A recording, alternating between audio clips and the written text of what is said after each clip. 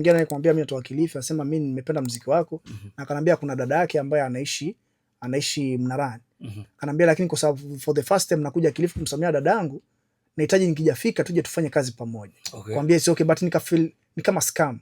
So time alivyokuja lika kama siku 3 kanambia basi hizi nataka tuonane, sijui uko free siku gani. Nikamwambia nitakuwa available lakini tupatane Fayazi hapo Kilifi stay. Na nilivyoenda pale pia nilienda na mzee wa itikadi.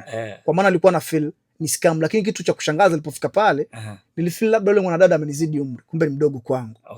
Nika feel kwani nimekuwa Professor J niimbe zale la mentali. Lakini nikasema hiyo labda inakuwa mawazo tofauti. Acha nimsikilize anachotaka tupange kuhusu kazi. So nikamsikiza. By that time sikuwa nimepitilia kwa YouTube yake. Ni mtu ambaye anaimba sana kwenye live concert sana, mtu wa live band. So nikamsikiza, tukaongea kwamba anahitaji tufanye kazi. Na tufanye kazi mbili kwa sababu tukisema labda nimlipe ama nilipe itakuwa na changamoto. Nifanye kazi na yeye, alafu yeye pia afanye kazi na mimi ili tuwe tuko 50-50. So tukapanga studio kwa Jay, tukaenda recording ngoma yake. Japokuwa Jay Crack ilimsumbua sana ngoma mpaka leo hii. Hiyo ndio ngoma pekee ambayo ishamsumbua. Hiyo yenyewe nilifanya mimi na yeye Jay Crack. Dr. Dre wetu. Dr. Dre alishindwa na hiyo kazi. Ama ni Kiingereza kilikuwa kingi pale. Sio Kiingereza kwa sababu yeye pia anaongea Kijerumani. Jay mwenyewe Muitaliano. Sasa hizo lugha kwa Kisigo. Anasema ni kwamba kwa sababu mtu ambaye amezoea kupiga vitu live, huyo Nelly Lu.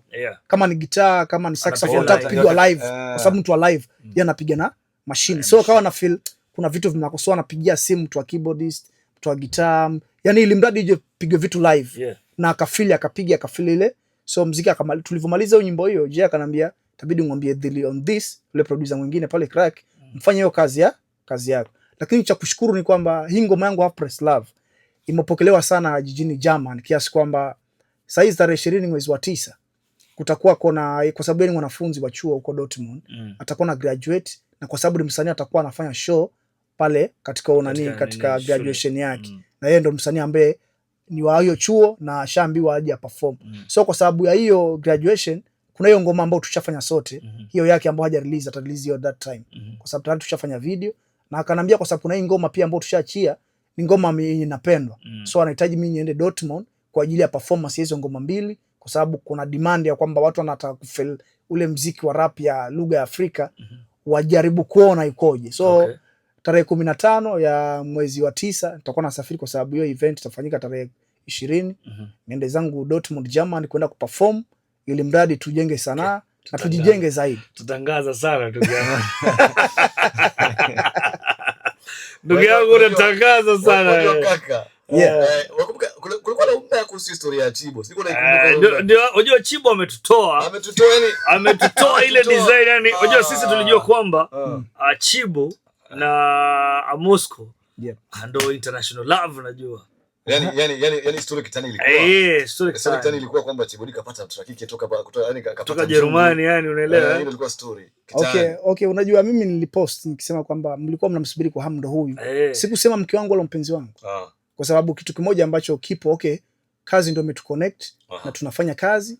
Alafu masuala mengine ni masuala ya kifamilia. So hapa tunavyoongea ni masuala ya kikazi. Masuala mengine ni ya kifamilia. Ngoja kidogo, ya kifamilia kaje? Ni ya kifamilia kwa sababu unajua tunavyokuja kutangaza bidhaa, tunatangaza bidhaa jinsi ilivyo na jinsi itakavyoenda. Yaani kwamba tumekuja ongelea muziki. Lakini kama masuala ya mapenzi, kama ni masuala ya mapenzi ni masuala mengine tofauti. But ni mtu ambaye kwanza alivyokuwa ananijua katika branding yangu, vile ninavyofanya kazi, alikuwa anajua ni bonge la star, ni maisha nishapatia. Lakini akasema anataka kwenda nyumbani akajue kwetu ni wapi. Kwa sababu najua wazungu ni watu strict sana ambao watakujua mtu background yake. Alivyofika pale sasa akaona kumbe anaishi maisha ya kweli mshikaji kwao kikawaida, yani sio kwamba washajipata sana. So kuanzia pale akafeel huyu kijana ni mtu ambaye uko true. So kuanzia pale akaingia kwa maisha yako. Kwa maisha yangu naweza sema kwamba akaingia kwa maisha yako. Kwa maisha yangu niseme kwamba nisiseme. Sema tu.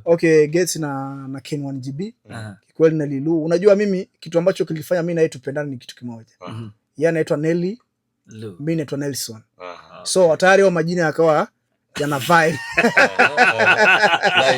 Nice. So mimi binafsi nampenda na nipenda. Lakini mwisho wa siku kazi ndo zinaongea, sio mapenzi. Lakini mapendana. nampenda, ananipenda, ila kazi ndo zinaongea na sio mapenzi. Lakini mwapendana. Yeah, twapendana.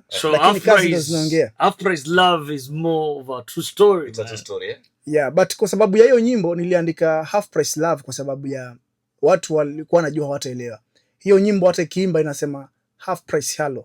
Ukiandika neno Half Price Hello kwa Kiingereza inamaanisha nini? Inaonyesha kwamba ni mtu ambaye alikuwa anaumizwa na mapenzi muda mrefu na sasa ashapata tulizo na wanapendana. The meaning of Half Price Love.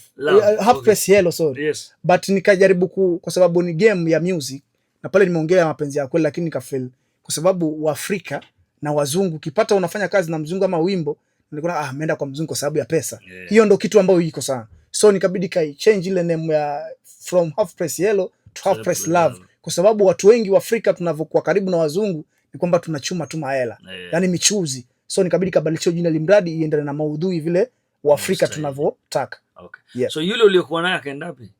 Mwenye alikuwa naye yupi? Huko asigo ndugu yangu.